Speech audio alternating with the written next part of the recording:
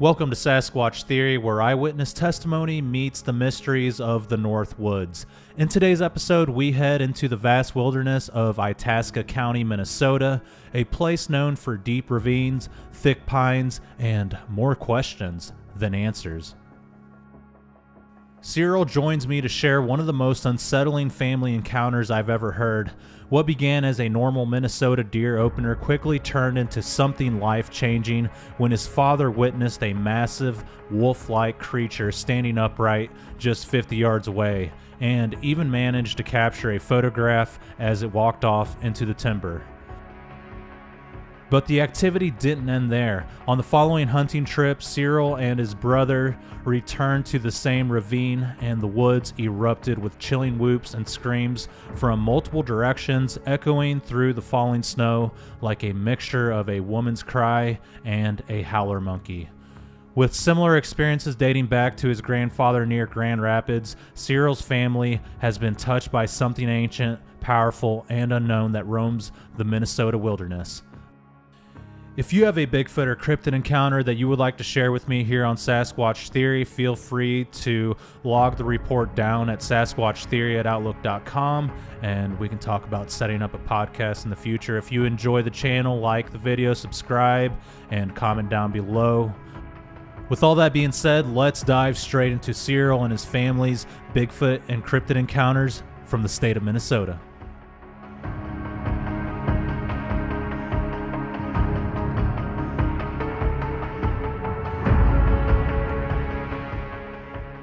All right, Cyril, welcome to Sasquatch Theory. How are you doing today?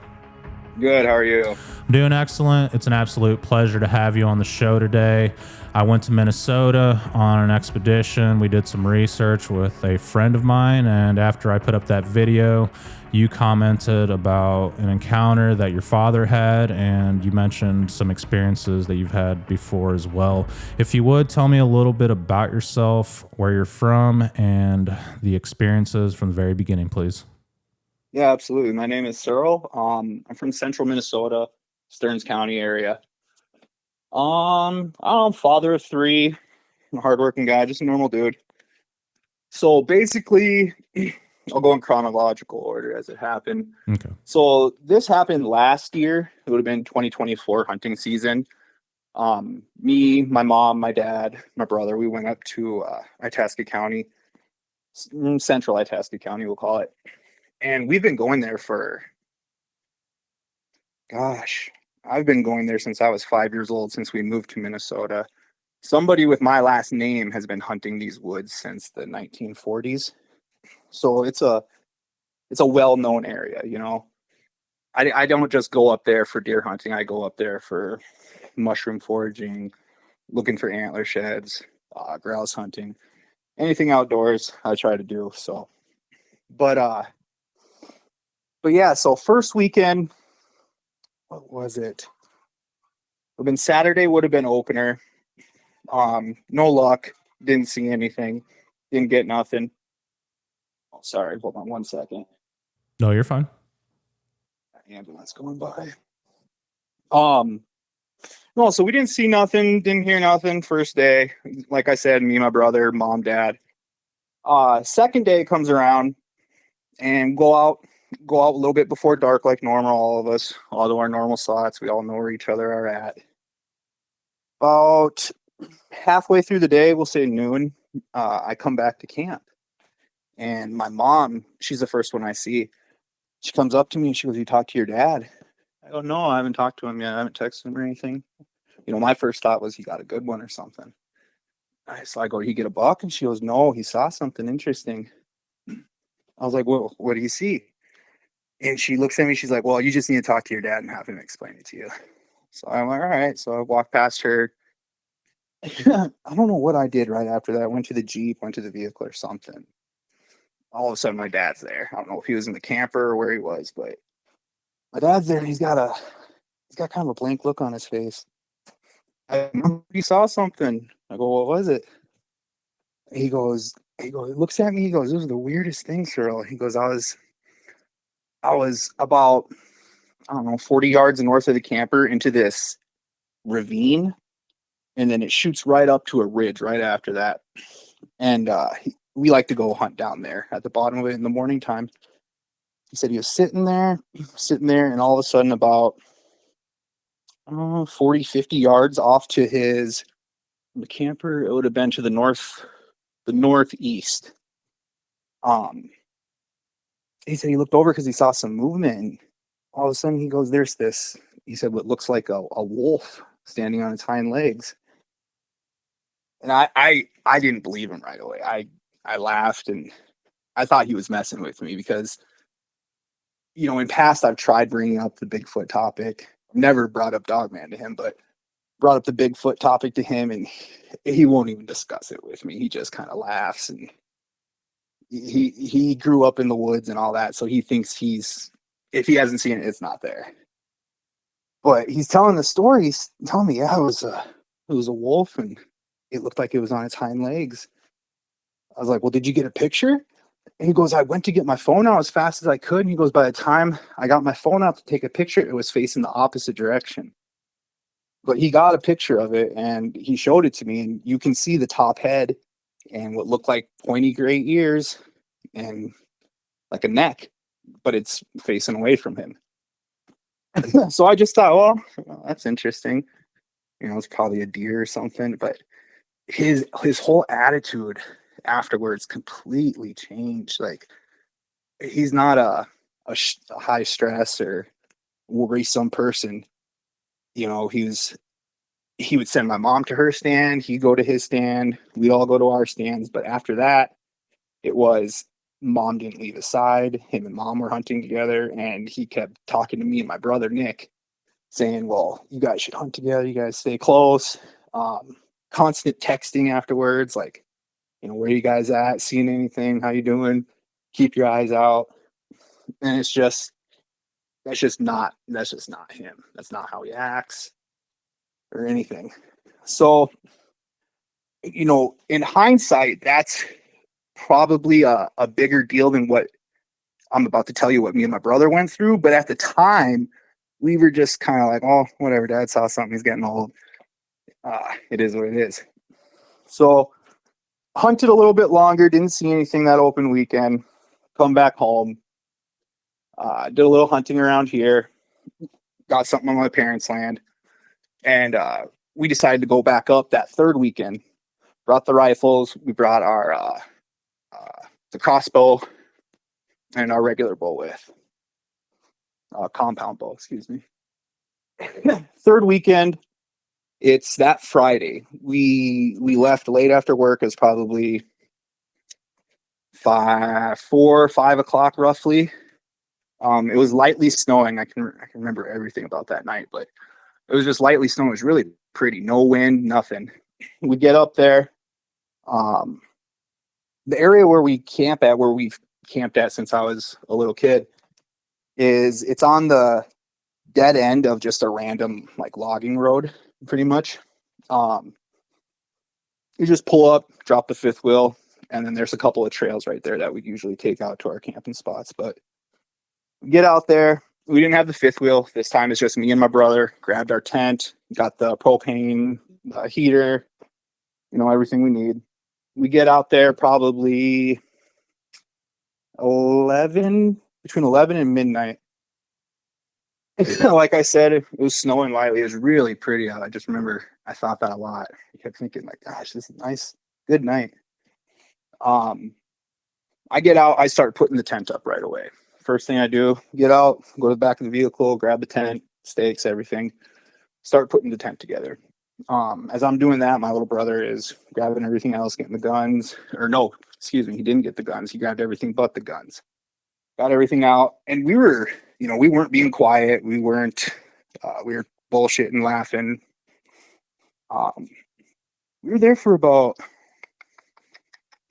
hour and a half to maybe 2 hours. And so I had the tent up at this point. I'm about half in, half out of the tent. I'm bent over, messing with the buddy heater, trying to get it going, messing with the propane and everything. My brother is about 15 yards directly behind me at the driver's seat in his vehicle. I'm messing with the propane, and all of a sudden to my, it would have been northwest, actually it came from, but a little bit closer, the exact same spot where my dad had his sighting.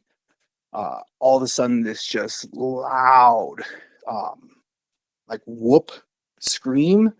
It's really hard for me to explain it. I can hear it perfect, but it's hard for me to explain it in words. It was like a whoop scream, and it made me jump. It was incredibly loud, not like deafening loud, but like imagine walking through a shop and all of a sudden the air compressor turns on. It was startling like that, and so it made this loud screaming like a woman and a monkey mixed. But I remember my very first thought when I heard it was like, that's a monkey. That's a monkey. And anyway, so it screamed once, like a half-second pause, screamed again, maybe a 1 to 1.5 second pause, and then from, I'd say, about 30 yards to the north, would be northeast, came the same sound. But at the end of this scream, it sounded like the closest thing I could find would be the end of a howler monkey scream, that like kind of odd groaning noise. I instantly shot up. I turned around to my brother and I just, stupid question, go, "Did you hear that?" And he looks at me, he goes, yeah, I heard that. And I just go get the gun. And before I could even finish saying getting the gun, he's got the 300 mag out, trying to rack some bullets in it, or some shells in it. And yeah, that's basically what happened to us. We heard that scream. We sat there trying to figure out like what it was, trying to ration it out. Like, oh, it could have been an owl. It could have been this, but it wasn't. It wasn't that. We could not put a face or anything to it. So we were so freaked out, we decided just to leave. We'll leave our stuff. We'll come back in the morning. So we drove an hour south to get to Grand Rapids, got a hotel there for the night. We came back the next morning, and we went hunting. Nothing. We never heard it again. Never had any problems. None of our stuff was messed with. But we went up there again this last year for hunting just a few weeks ago, and it was like a completely different atmosphere up there. You know, we saw wolf sign, tons of deer sign, red squirrels, gray jays. You know, we saw it all up there again. But I don't think I said this before, but when we were up there that first weekend, it was very dead, very quiet. Not a lot of sign of life like there usually would be. So yeah, that's basically what happened. All right, I appreciate you for sharing that with me. And that reminded me of the first night I spent in Minnesota. I kind of told you about that before the podcast. There was zero wind, a cool, crisp night, and we were unpacking everything, and all of a sudden we all started hearing it. It sounded like a puppy whimpering, but it sounded like something was mimicking it, and like it was something really tall, like at least 10 foot tall. And like you said, I couldn't put a face to it, but it was just a feeling that it gave me. And as it was happening, it transitioned about 75 yards down the state forest road. And it's almost like whatever it was teleported down there. I'm not saying it did, but that's what that was the impression that I got. But a lot of people say that Dogman will whimper like a puppy, or I don't know, mimic like a child saying, "Help me." And essentially they're trying to lure you into the forest so they can pretty much grab you and take you away. But yeah, that's what I told Chris when I heard it. I was like, man, a lot of people say that's associated to Dogman. And he told me there's not really too many Dogman reports in that area. But I mean, it's the same, I don't know, the same area kind of like it is in Michigan. A lot of the Dogman reports in Michigan are in northern Michigan, and that's kind of where we were in Minnesota. But yeah, when I read your comment and got in touch with you about the dog man, that really struck a chord with me because Chris kept asking me on the trip, he's like, "You really think there's dog man up here?" I was like, "I don't know what else that would be." I mean, I have heard that with Bigfoot that they will like mimic animals and Yeah. mimic humans as well. So I guess Bigfoot and Dogman both do the same thing. But yeah, your dad, he encountered one of these things. He saw the creature, and I can't imagine how that changed his life. Did he say how big the animal was? He didn't. I can ask him and get more details on it. We haven't really talked about it too much lately, but he said he looked up because he had movement in the side of his eye. Looked up and saw it kind of coming down the hill, and couldn't believe what he was seeing. Pulled his phone out, and by the time he got his phone out, it was already turning that corner there, so his back was to him. I'm gonna get that picture though that he has, and I'm gonna send it to you. Okay. Yeah, that'd be excellent. He said it was like a black gray color. Gray, yep, Okay. gray. And in the picture, you can see the ears are gray, the head's gray. I wonder if like around the neck, if like the hair was longer, or if it had kind of like how a hyena kind of has like that mohawk going down its head and along its back. I don't remember that from the picture. I can remember it not being slender, but sleek almost. Not real like mangy or anything. It looked actually kind of clean. Yeah. It was interesting. Yeah, that is interesting. And a lot of times these creatures, beings, whatever you want to call them, they travel in packs. So if he saw one, most likely there was more around. Did he feel threatened by the creature? Obviously, if you see something like this, it'll definitely give you a threatening feeling. But did he feel like they were coming after him, or did it seem like they were just on the hunt? No, not at all. He said he doesn't even think it really seen him. It just kind of looked his direction possibly. But, he didn't say anything about feeling threatened or anything. He was just more baffled and just confused. Like, what was that? Oh, yeah. Yeah, that's spooky.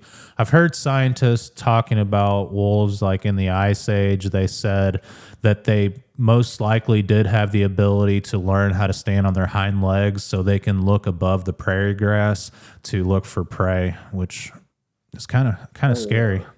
That'd be real creepy. I don't like that.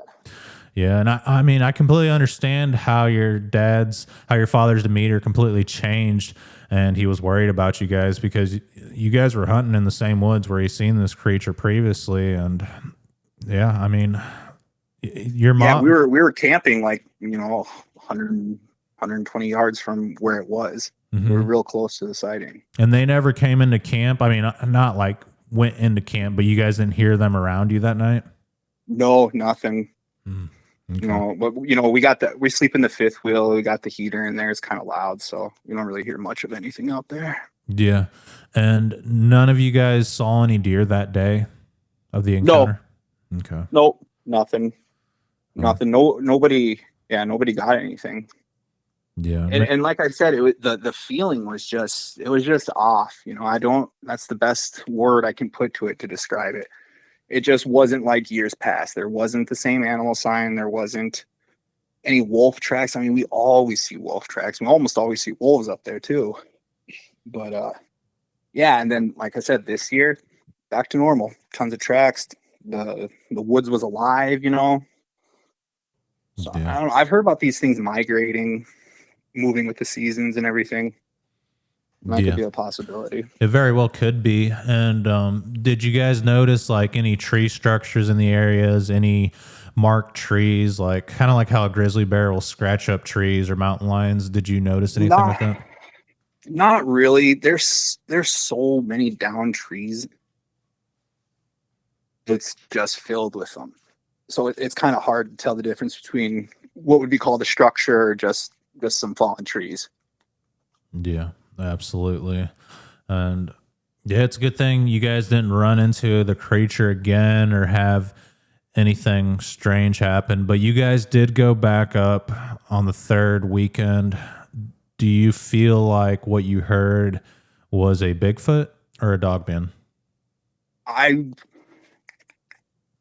would probably say more along the lines of a Bigfoot. I don't know much about dogmen.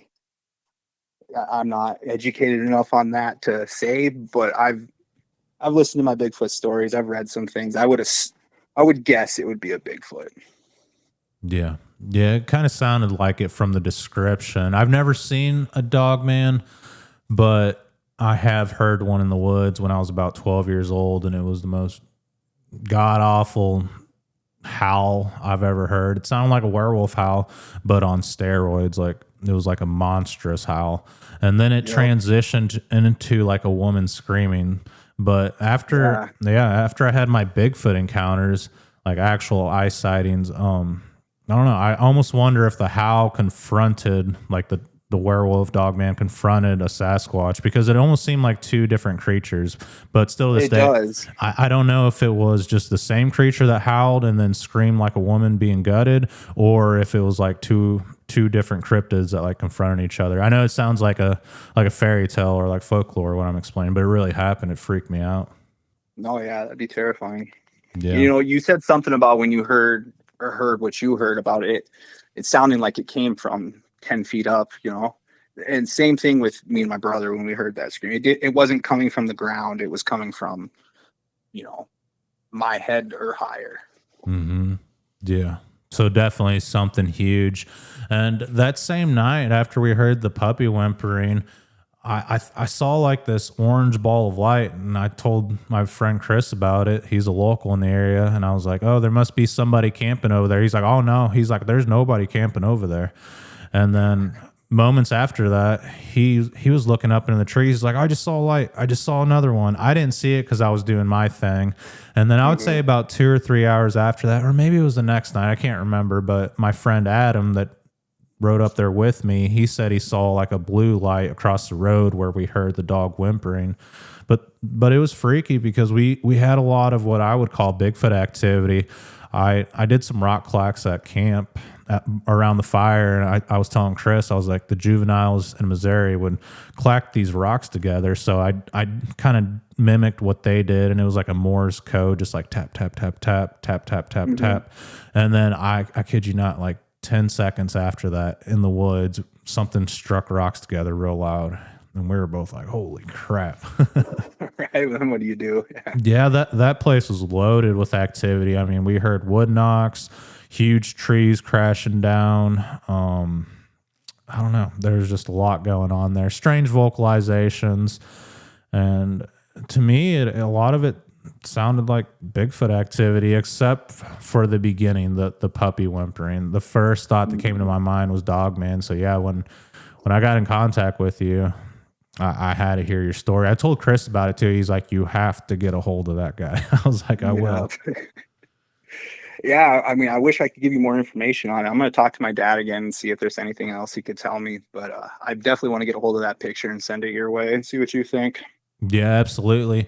Did you guys see any balls of light in that area, or have you guys seen any balls of light since you've been going there?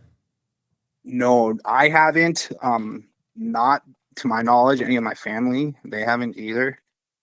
My grandfather has a story about seeing like what he described as a large shadow going through the woods, walking through the woods.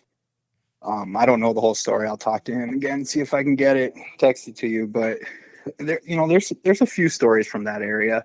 I know I remember reading when I was younger about a deputy or sheriff. His adult son, had a place over there in central Itasca where I hunt, and he claims to saw a Bigfoot in his garden one day.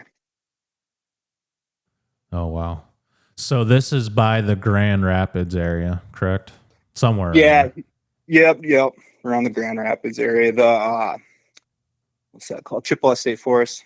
Okay. Or yeah. Chippewa National Forest, sorry. Yeah. There's a lot of reports from that area, and a lot more than just Bigfoot. A lot of people talk about the little people. I don't even know if I should bring it up. They all warned me not to talk about it, but I've heard of that. Yeah. Those are some good. Yeah. Those are some interesting tales there. I've listened to actually quite a bit about the little people. Mm-hmm. I've heard it from Alaska is mostly where they're from. Yeah, I hear it a lot from Alaska, Canada, and Minnesota and Michigan. That seems to Oh, be that's like interesting. the hottest areas for little people. But I don't really know much about it, but I'm really intrigued when people talk about it because they're super serious, and people from those areas, like they all have stories about them. I'm like, huh, little people. I know, it's really interesting. Yeah. Really interesting. Yeah. At the end of the trip on the last day, Chris pulled something out of his pocket and he's like, what the heck? I mean, he Uh, said something else, but basically he pulled out this, I don't know, it kind of looked like, I don't know, like a smooth stone. And he's like, I swear this was in my pocket. I have no idea how that got there. And he was pretty much freaking out about it. And at first I really? was like, maybe you picked it up and you didn't realize you put it in your pocket. But he's like, no. He's like, I have no idea how that got there. He felt like it was a gift from either the Sasquatch, and later on we, maybe assumed that it could have been the little people. But the other day he sent me a photo of it and he stuck a magnet to it, and it just like it stuck to it. So it's definitely magnetic, and we don't really Oh, know much wow. about it. Yeah, before the trip, Chris was up there preparing camp as we were driving up from Missouri, and he said he went to this rock behind our camp. It was a pretty good distance away from camp, but he set out some tobacco and I can't remember what else, but the tobacco was gone. And he pretty much said, hey, we're not here to mess with you guys. We come here in peace. And he pretty much, left like an offering, a peace offering. Peace offering. Yeah, but Yep. I was blown away by how much activity we had. I mean, it's a shame I couldn't have gotten more on camera or on the audio recorders. I think the audio recorder only worked for like a day and a half, and we were up there for like 3 or 4 days. But either way, it got really windy. But the bulk of the activity was on the first night. Like you said, it was a clear, crisp, quiet night, and that seemed to be when there was the most activity. When it gets really windy, there's not as much stuff happening. But I've gotten that feeling here in Missouri, like the barometric pressure just goes up, everything's real quiet. It's almost so quiet that it hurts your ears. I would say you could feel it in your ears. Yep. So that is interesting that you had activity when it was that setting. I hear a lot of people say you want to go out at nighttime or when it's a full moon, but I've noticed it's when the barometric pressure is up, when there's zero wind, you can see all the stars, and you just get this feeling, like this hair-raising feeling like you're being watched. Mm-hmm. Yeah. Oh, definitely. I think I wanted to say this before, but I think Minnesota could be a real good spot for the Bigfoot. Northern Minnesota, especially. I don't hear enough stories or see enough people, on YouTube or anything, I guess, going up here and exploring and getting out in the woods, because there's so much woods up there. Mm-hmm. I mean, anything could be up there. Oh, I agree. That place is super active, and it's one of those states that gets overlooked when it comes to Bigfoot activity. There is a channel, I can't remember what it's called, something Minnesota, but the guy goes out there and he's always finding tree structures. And I mean, these are really intricate structures. I don't know where he's at or where he finds these things, but it's really good stuff for sure. Definitely. Yeah. Do you plan on going back to that area in the future? Oh, yeah. Yep. Since we had our experience, I've been back there a handful of times already. Mm-hmm. Yeah. Yep. No, I'm going to continue to go back. Even if I hear and see something, I will continue to go back. That's my hunting spot. Like I said, somebody with my last name's been there for 70, 80 years. So nothing's going to scare me out of there. Yeah, until you run into a werewolf. Exactly. Yeah, hopefully you don't though, but maybe you'll find some clues. Definitely keep an eye out for structures, stacked rocks, strange activity, marked trees, strange smells. I mean, anything really that stands out. Yeah, for sure. Okay. Do you have anything else you'd like to share? Anything else you can think of? Any other stories that people have told you? Anything from your area that you live at currently? Not that I can think of right now, no. Okay. No, that was it. All right. Well, I appreciate you for getting in contact with me and making the report on Sasquatch Theory, and it was definitely a hair-raising encounter. Absolutely. Thank you. I appreciate it for your time. Yep. Thank you so much, and keep in touch if you run into anything else. This was a fascinating look into the Minnesota Northwoods and a family that has experienced something far beyond the ordinary. Cyril's father seeing an upright wolf-like creature at close range combined with the later whoop screams echoing through the snow really gives us a lot to think about. Encounters in this region often blur the line between Sasquatch activity and upright canine-like creatures. The creature's appearance points one way, while the vocalizations point another, suggesting either more than one type of being is out there, or these creatures have a wider range of behaviors than we realize. What stands out the most is the general pattern. Cyril's grandfather, his father, and now Cyril himself have all experienced strange activity in the same part of Minnesota. When encounters cluster like that, it usually means these beings are long-term residents of the area, comfortable enough to make their presence known when they choose. Thank you all for tuning into this episode, and thank you to Cyril for sharing his family's story. If you've had your own encounter and want to tell it on Sasquatch Theory, please reach out at sasquatchtheory@outlook.com. Stay safe, stay aware, and stay curious. Until the next investigation, you guys be safe out in the forest.